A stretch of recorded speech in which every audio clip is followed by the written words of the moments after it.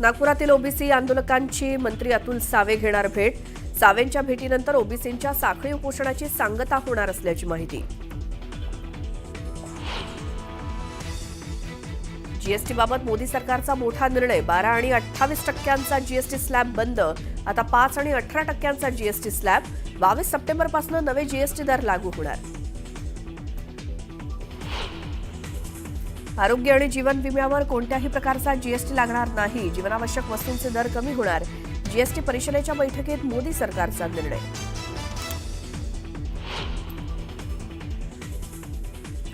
ओबीसींसाठी मंत्रिमंडळ उपसमितीची स्थापना। ओबीसी उपसमिती अध्यक्षपदी चंद्रशेखर बावनकुळे तर भुजबळांसोबतच पंकजा मुंडे, गणेश नाईक आणि गुलाबराव पाटील उपसमितीत।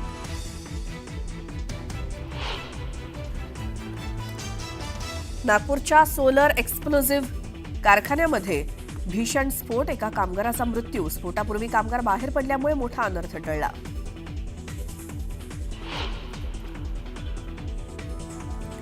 राज्यात पावसाचा जोर पुन्हा वाढण्याची शक्यता। कोकण, घाटमाथा, उत्तर महाराष्ट्रातल्या अनेक भागांना हवामान विभागाचा ऑरेंज अलर्ट।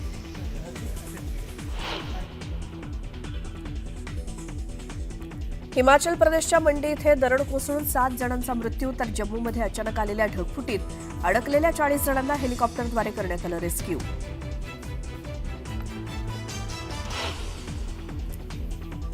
यमुना नदीला आलेल्या पुराचा राजधानी दिल्लीला फटका। अनेक सखल भागात शिरलं पाणी। 10,000 लोकांना केलं स्थलांतरित। निगमबोध घाटावर अंत्यसंस्कार बंद।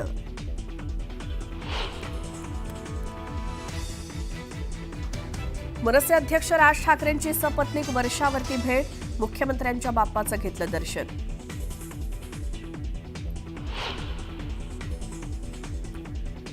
आणि रिलायन्स उद्योग समूहाचे संचालक मुकेश अंबानी आणि नीता अंबानींनी घेतलं लालबागच्या राजाचं दर्शन।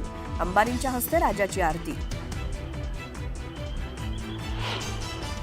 सोलापूर जिल्ह्यातील सर्वपक्षीय ओबीसी समाजाच्या नेत्यांची आणि पदाधिकाऱ्यांची पंढरपुरात बैठक संपन्न झाली। तात्काळ मराठा समाजाचा शासन आदेश रद्द करावा अशी मागणी करण्यात आली। ओबीसी डीएनए असणाऱ्या भाजपनं आता अन्याय करायला सुरुवात केली का असा सूर ओबीसी समाजाच्या बैठकीत उमटला। पंढरपूरच्या करमाळा पोस्ट ऑफिस कार्यालयामध्ये जनशक्ती शेतकरी संघटनेचं ठिय्या आंदोलन करण्यात आलं। महिला शेतकरी वर्षा ढवळे यांची पोस्टात 5 लाख रुपयांची ठेव असून त्या वारंवार मागणी करून देखील मिळत नसल्यानं आंदोलन करण्यात आलं। मावळच्या वडगावात गुरव कुटुंबियांनी आकर्षक देखावा साकारलेला आहे। यंदा संतश्रेष्ठ ज्ञानेश्वर माऊलींच्या 750व्या संजीवन समाधी वर्षानिमित्त त्यांनी चांगदेव महाराजांचं गर्वहरण हा देखावा साकारलेला आहे। हा देखावा पाहण्यासाठी भक्तांनी गर्दी केली आहे।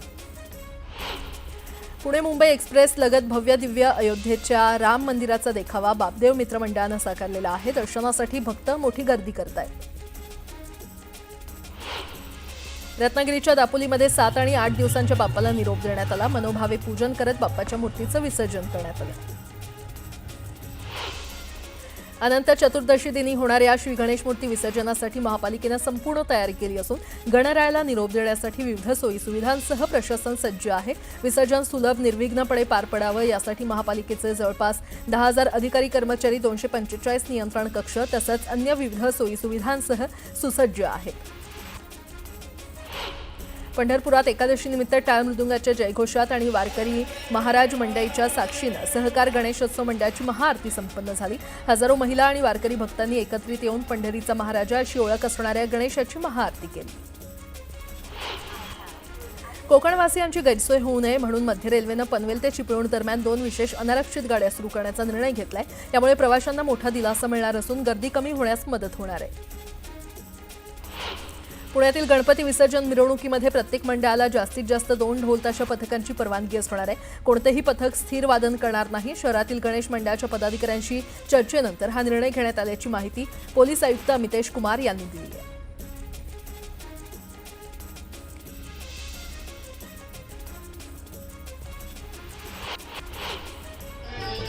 सिंधुदुर्गच्या कणकवली तालुक्यातील पिळणकर वाडीमध्ये विराज पिळणकर यांच्या घरी बाप्पा विराजमान झालाय। पिळणकर वाडीतील गणेश भक्तांनी भजन गात गणरायाची मनोभावे सेवा केली। टाळ मृदुंगाच्या गजरात सर्व गणेश भक्त तल्लीन झाल्याचं पाहायला मिळालं। या गणरायाच्या सेवेत चिमुकले देखील सहभागी झाले। नेरूळच्या विघ्नहर्ता मंडळाचं यंदा 22वं वर्ष आहे. मंडळानं यंदा आकर्षक आणि सुबक मूर्तीची प्रतिष्ठापना केली. बद्रीनाथ, देवप्रयाग आणि गंगा संगमाचा देखावा यावेळी साकारण्यात आला. ठाण्याच्या नौपाड्यातील आर्या पंडित यांनी आपल्या घरच्या बाप्पासाठी जेजुरी गडाचा देखावा साकारलाय. हा देखावा त्यांनी घरातील टाकाऊ कागद आणि पुठ्ठ्यांनी बनवलाय. संपूर्ण देखावा हा इको फ्रेंडली असून टाकाऊपासून टिकाऊ वस्तूंनी सजावट करण्यात आली आहे. गणेशोत्सवाच्या पार्श्वभूमीवर आमदार अब्दुल सत्तार यांच्या अध्यक्षतेखाली बैठक पार पडली. सिल्लोड नगर परिषद प्रशासनाकडून करण्यात आलेल्या उपाययोजनांबाबत या बैठकीत आढावा घेण्यात आला.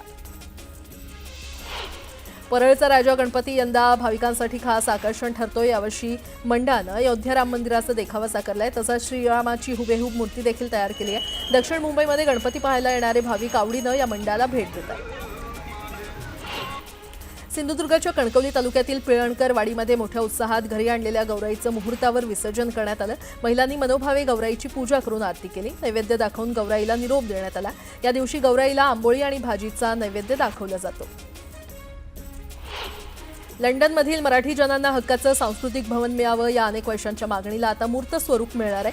लंडनमध्ये महाराष्ट्र भवन उभारण्यासाठी 5 कोटी रुपयांचा निधी मंजूर करण्यात आलाय आणि या संदर्भातला धनादेश देवेंद्र फडणवीसांनी सुपूर्द केलाय. बीडच्या परळीमध्ये रेल्वे स्टेशन परिसरात दारू पिऊन धिंगाणा घालणाऱ्या तरुणाची महिलांनी धिंड काढली. 6 वर्षीय चिमुकलीवर अत्याचार झाल्याच्या घटनेविरोधात आंदोलन करत असताना तरुणानं गोंधळ घातला. या तरुणाला महिलांनी चोप दिला. केंद्र सरकारच्या शेतकरी विरोधी धोरणाचा शिक्षण आणि नोकऱ्यांमधील खासगीकरण आणि कामगार विरोधी धोरणाला मार्क्सवादी कम्युनिस्ट पक्षाच्या किसान सभेकडून विरोध करण्यात आला. विक्रमगड परिसरात ही निदर्शनं करण्यात आली. राष्ट्रीय आरोग्य अभियानाअंतर्गत येणाऱ्या बीडमधील 800हून अधिक कर्मचारी संपावर गेलेले आहेत. 10 वर्ष सेवा पूर्ण झालेल्या कर्मचाऱ्यांना सेवेत कायम करून घ्यावं या मागणीसाठी आंदोलन करण्यात आलं. अमरावतीमध्ये राष्ट्रीय आरोग्य अभियानाच्या 1500 कर्मचाऱ्यांनी गेल्या 16 दिवसांपासून संप पुकारलाय. थाळी वाजवत आंदोलकांनी सरकारचं लक्ष वेधण्याचा प्रयत्न केला.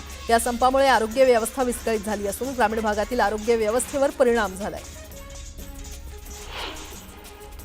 सेवानिवृत्त शिक्षकांनी 1 दिवसीय धरणे आंदोलन केलं. सेवानिवृत्त कर्मचाऱ्यांना निवृत्ती वेतन अद्याप प्राप्त झालं नाहीये. तसंच नक्षलग्रस्त भागातील शिक्षकांना नक्षल भत्ता मिळाला नाहीये. या मागण्यासाठी हे आंदोलन करण्यात आलं.